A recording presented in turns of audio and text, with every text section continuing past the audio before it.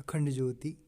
लेख कैसे करें उत्तीर्ण परीक्षाएं। गायत्री मंत्र से स्वाध्याय प्रारंभ। ओम भूर्भुवः स्वः तत्सवितुर्वरेण्यं भर्गो देवस्य धीमहि धियो यो नः प्रचोदयात्। जीवन में आगे बढ़ने के लिए कदम दर कदम पर हमें परीक्षाएं देनी ही पड़ती हैं। कुछ परीक्षाओं के बारे में हमें जानकारी होती है, लेकिन कुछ परीक्षाएं अनजाने में ही हमें देनी पड़ती हैं।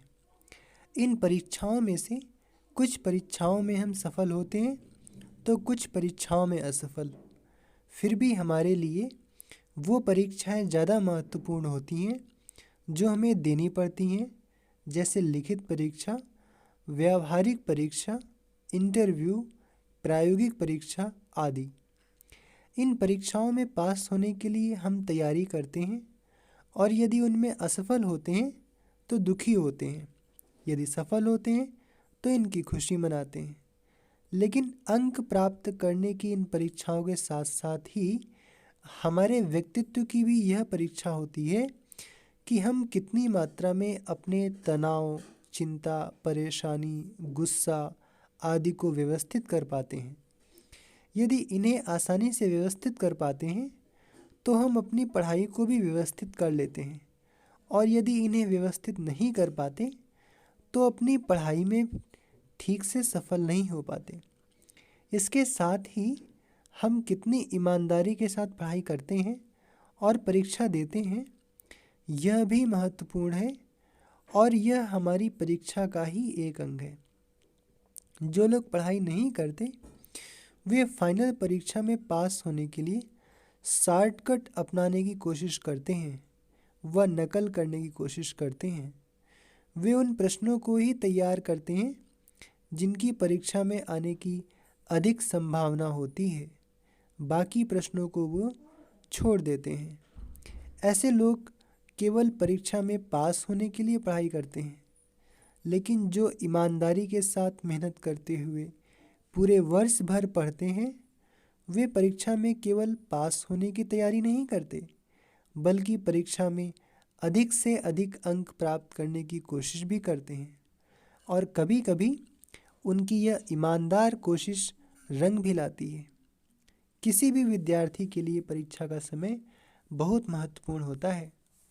उस समय यदि उसका मानसिक संतुलन बना रहता है, वह ठीक ढंग से पढ़ पाता है, अपने तनाव, चिंता को व्यवस्थित करने के साथ ही साथ समय को ठीक ढंग से व्यवस्थित कर पाता है, तो वह अपनी परीक्षा में सफल होता है।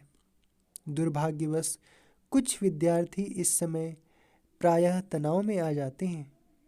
इस तनाव के कारण उनके स्वास्थ्य पर भी असर पड़ता है, जिसके कारण वे कभी कभी बीमार भी हो जाते हैं, और साल भर पढ़ने के बावजूद परीक्षा के समय वे ठीक से पढ़ नहीं पाते, और इसका असर उनके परीक्षा परिणामों पर दिखने लगता है। प्रायः हर विद्यार्थी के लिए उसकी परीक्षा बहुत महत्वपूर्ण होती है। वह उस परीक्षा को पास करके आगे बढ़ना चाहता है, और जब वह ऐसा नहीं कर पाता तो वह निराश हो जाता है। यह निराशा तब और बढ़ जाती है जब उस परीक्षा को पास करने की दोबारा कोई संभावना ना हो। लेकिन इसके बावजूद याद रखना चाहिए कि कोई भी परीक्षा जीवन की अंतिम परीक्षा नहीं होती। हर परीक्षा के बाद दूसरी परीक्षा हमारा इंतज़ार कर रही होती है, और इसके लिए हमें तैयार रहना चाहिए। हमें यह समझना चाहिए कि परीक्षाओं से जुड़ी हुई ज़्यादा अपेक्षाएं ही हमें तनाव देती हैं, और हमें तब दुखी करती हैं जब हम उन अपेक्षाओं में खरे साबित नहीं होते। अपेक्षाएं जितनी कम होंगी उतने ही हम कम दुखी होंगे। जहाँ तक परीक्षा में पास होने या सफल होने का सवाल है, तो यह पूरी तरह से हमारे नज़रिए और प्रयास पर निर्भर करता है। हमारा नज़रिया जितना व्यापक होगा उतनी ही गहराई से हम चीज़ों को समझ पाएंगे और उनमें सफल भी हो पाएंगे। अक्सर लोग अपनी ज़िंदगी में बड़ी बड़ी ख्वाहिशें पाल लेते हैं, आगे बढ़ने के लिए बड़ी बड़ी मंजिल तय करने का निश्चय कर लेते हैं, लेकिन उस समय वे ना तो ऐसा करने के लिए अपनी क्षमता का आकलन करते हैं और न ही ख्वाहिश व मंजिल के अनुरूप उन पर आगे बढ़ पाते हैं। ऐसे में अपेक्षा के अनुरूप सफलता उन्हें नहीं मिल पाती। इस बात को समझाने के लिए एक छोटा सा प्रसंग है। एक बार अकबर की बेगम उनसे रूठ गई। अकबर ने इस तरह रूठने का जब उनसे कारण पूछा तो उन्होंने कहा, मेरा भाई सेना में मेहनत और जोखिम का काम कर रहा है और आप यहाँ बीरबल को मंत्री बनाए बैठे हैं। अब आप मेरे भाई को मंत्री बनाइए। इस पर अकबर ने युक्ति से काम लिया। बेगम साहिबा को सीधा जवाब देने के बजाय उन्होंने अगले दिन बेगम के सामने ही अपने साले साहब को बुलाया और उससे कहा, अमुक बंदरगाह पर एक जहाज आया है, तुम वहाँ जाकर यह पता लगाओ कि वह जहाज कहाँ से आया है और वह किसका है। इसके बाद अकबर ने यही कार्य बीरबल को भी दिया। कुछ दिनों के बाद दोनों के बंदरगाह से वापस लौटने की सूचना मिली। अकबर ने बेगम के सामने ही दोनों को अपने पास बुलवाया। सबसे पहले उन्होंने अपने साले से जहाज़ के बारे में जानकारी देने को कहा। साले साहब ने बताया, जहाज़ श्रीलंका से आया है और यह जहाज़ बैजू सेठ का है। जब अकबर ने अपने साले साहब से यह प्रश्न किया कि यह जहाज़ कहाँ जा रहा है, तो उसने जवाब दिया कि आपने इतनी ही जानकारी मांगी थी, इसलिए मैं केवल उन्हीं के बारे में पता लगा कर आया हूँ। अब अकबर ने बीरबल से बंदरगाह के जहाज़ के बारे में जानकारी देने को कहा।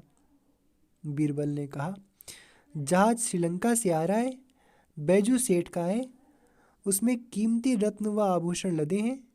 जहाज़ माया नगरी जाएगा। सेठ 1000 स्वर्ण मुद्राओं का राजस्व अदा कर चुका है।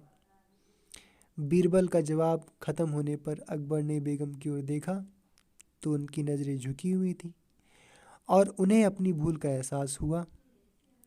यहाँ पर परीक्षा कोई अंक प्राप्त करने की नहीं थी, बल्कि यह बीरबल और अकबर के साले साहब की एक व्यावहारिक परीक्षा थी, जिसमें बीरबल उत्तीर्ण हुए। सवाल का जवाब तो दोनों ने दिया। दोनों ने प्रश्न का उत्तर खोजने के लिए बंदरगाह तक जाने के लिए बराबर दूरी तय की।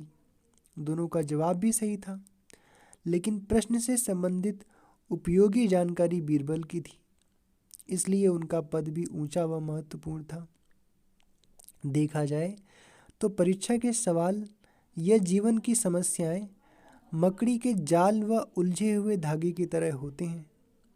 वास्तव में वे उतने जटिल नहीं होते जितना हम अपनी अनुभवहीनता या हड़बड़ी में उन्हें मान बैठते हैं।